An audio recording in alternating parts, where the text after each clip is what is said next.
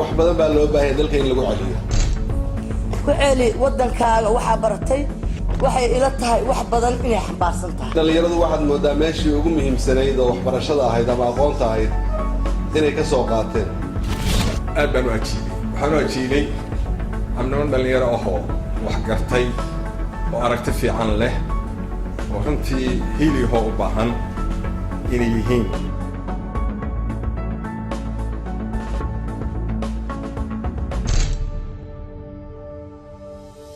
runtii barnaamijku ceel waxa baratay dhulkaaga hooyo wuxuu ahaa fikir aan lahaa hindisadiisa kadib markaa jaamacadda dhameeyay waxaan isweydiiyey waxaa dalkaaga u qaban kartid waxaa dadkaaga u qaban kartid iyo waxaa waddan kula noqon kartid runtii waxaan garowsaday markaa jaamacadda dhameeyay inaan asaaso barnaamij la yiraahdo ku ceel waxa baratay dhulkaaga hooyo kaasoo ugu talagalay dhalinyarada jaamacadaha dhiganaysa kuwa wax baranaya iyo kuwa wax bartaba wixii ay barteen dalkooda iyo dadkooda inay dib ugu celiyeen runtii markaan imi magaalada Garowe ayaa ka bilaabay ololaha October 2016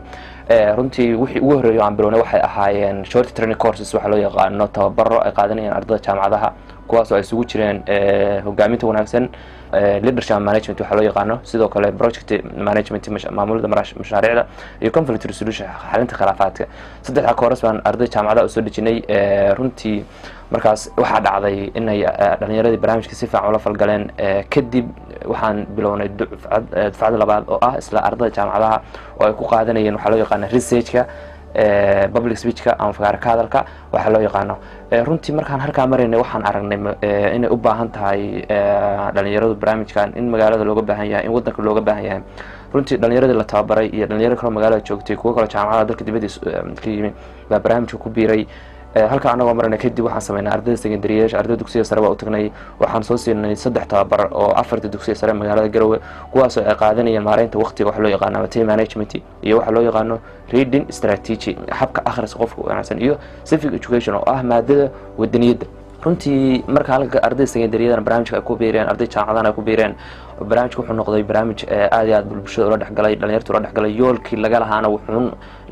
laga fahmay halka marka marayna waxa soo yeernay degmooyinka gobolka Nugaal waxaan sameynay panel kadib waxaan kala wada hadalay sidii barnaamijku waxa bartay dhulkaaga hooyo uu gaar lahaa degmooyinka xirfadaha iyo wacyigelinta uu wado runtii way soo dhaweeyeen waxaan ku bilownay degmada Dangoroyo ee gobolka Nugaal waxaan soo siinay ardayda dugsiyada sare magaalada Dangoroyo waxa loo yaqaan time management maareynta waqtiga ayaa soo siinay maareynta waqtiga oo ardayda hore secondaryada magaalada Garowe ay qaadatay waxaan kaloo staafka dawladda soo siinay conflict resolution waxa loo yaqaan ama xalinta khilaafaadka runtii barnaamijku intuu jiro wuxuu tababaray 375 arday buu tababaray barnaamijku kuwaas oo qaatay in ka badan 10 maado runtii barnaamijka baaxad noocaas soo ku soconaya oo halkaas maraya waxaan isweydiinay mustaqbalka meesha uu higsan doono in wuxuu laga taabtay ama wuxuu laga gaaray runtii waxa soo baxday natiijo aad iyo aad wanaagsan taas oo ka muuqata dhalinyarada barnaamijka waxa baratay dhulkaaga oo ku midaysan iyo hawlwadeennada barnaamijka iyo kuwii tababaray oo dhamaantood ku midooday ku waxa baratay dhulkaaga oo inay higsanayaan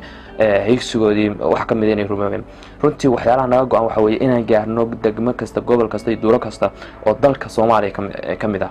runtii sababta barnaamijku asaasanana waxa ay ahayd in qof kasta oo wax bartay qof kasta oo wax baranayo oo aqoontiisa dalkiisa iyo dadkiisa dib ugu celiyo halkii uu qofku ka raadin lahaa selfish noqon lahaa ama qof danaysta ama qof kaliya iska shaqeysta runtii marka waxaan garoonsanay inaan ka dhalinyaro ahaan war wadankeena maxaa ka bedeli karnaa ma waxaan noqonaynaa kuwo markay qalin jimiyaan jaamacadaha dhameeya meel iska farfadhiya oo ama naftooda iska shaqeysta aan dalkooda wax u faa'iideen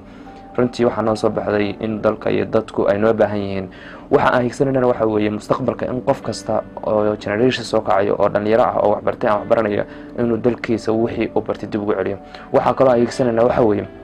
la dagaalanka jahliga iyo xirfad la'aanta haysata dadkeena runtii maanta xirfad la'aan baahsan baa ka jirta inaan xirfado u abuurno dhalinyarada wax baranaysa inaan xirfado u abuurno kuwa aan wax baran oo waxbarashada ka haray runtii yoolka aan higsanayno waa yoolkaas qof kastana loo doorto professionka uu leeyahay ama waxa uu isagu bartay qof kastana uu ku shaqeeyo wixii uu isagu bartay halkii uu ku shaqeyn lahaa wax uusan baran ama uusan xirfad u lahayn si loo gaaro barwaaqo horumar iyo kala damayn runtii barnaamijkan intaa wadnay saameynta noo soo baxday ama saameynta bulshada ku dhex yeelanay ama waxa feedback noo soo baxay wuxuu ahaa inaan wadno barnaamij markii ugu horeysay gudaha Soomaaliya laga asaasay inuu yahay barnaamij fiican inuu barnaamijkan lagu dayi doono inuu mustaqbalka noqon doono barnaamij miro dhal ah qof kastana uu nagu bogaadinay runtii waxaan rabaa baahda dhammaan ku cel waxa bartay dhulkaaga hooyo cid kastoo daawanaysa cid kastoo aragtay inay noqdaan kuwa ku midaysan ku cel waxa bartay dhulkaaga hooyo si aynu u gaarno horumar barwaaqo iyo kala dambeyn runtii waxaan u mahadcelinayaa dhammaan cid kasta oo taageertay barnaamijka ku cel waxa bartay dhulkaaga hooyo kuwa ku taageeray xag maskaxeed xag maaliyadeed iyo xag dhiirigelineed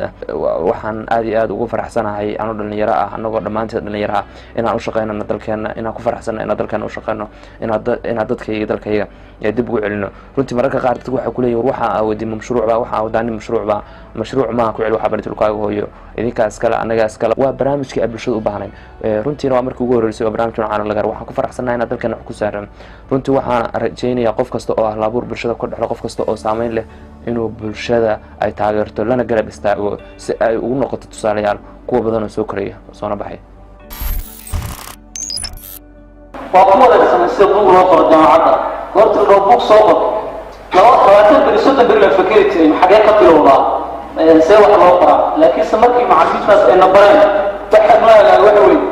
aad waxaan isku mooda jiray buugga bisinka inta lagu bilaabo labadana asalaamu calaykum iskaga qoro